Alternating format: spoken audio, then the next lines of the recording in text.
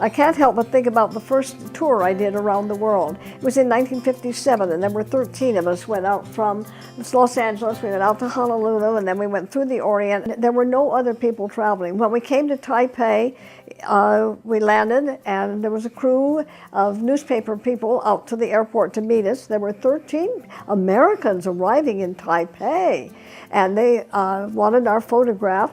We went to the hotel, and the telephone rang, and the radio announcer said, "Would you mind answering an interview for me on the radio station?"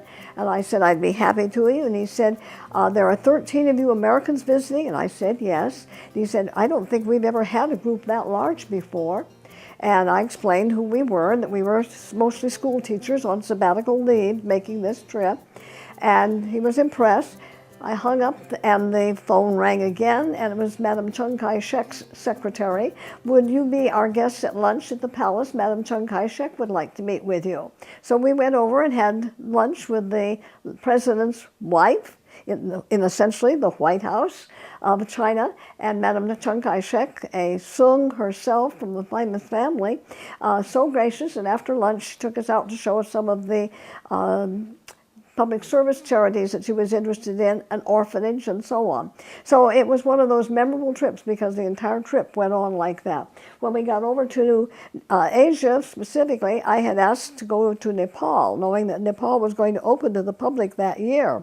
And they couldn't, American Express, who were arranging the tour as a tour operator, said, "We don't know of any hotel in Nepal, but we'll contact you." When I got to Singapore, there was a message from them and said, "We have found no hotel, there isn't one, but we have found an American nurse married to a Nepalese who's operating an orphanage, and she has agreed to take the 13 of you in and look after you while you visit the country. She can provide you with army cots and army blankets, and she will cook for you herself so the food will be good." Well, I said, what a wonderful opportunity to be the first American Express tour party into Nepal, 1957.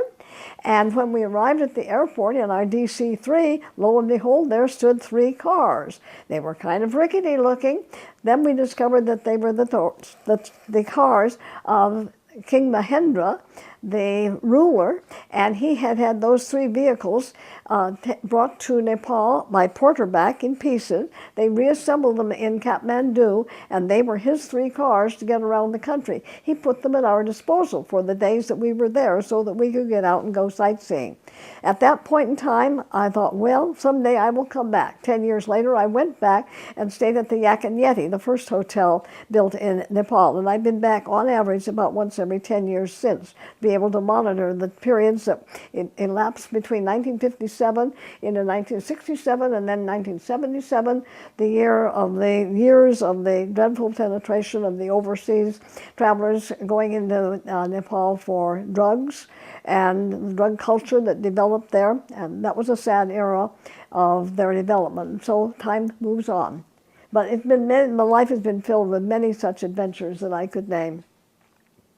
To say none, perhaps more importantly also, was the year spent in Pakistan in 1953-54.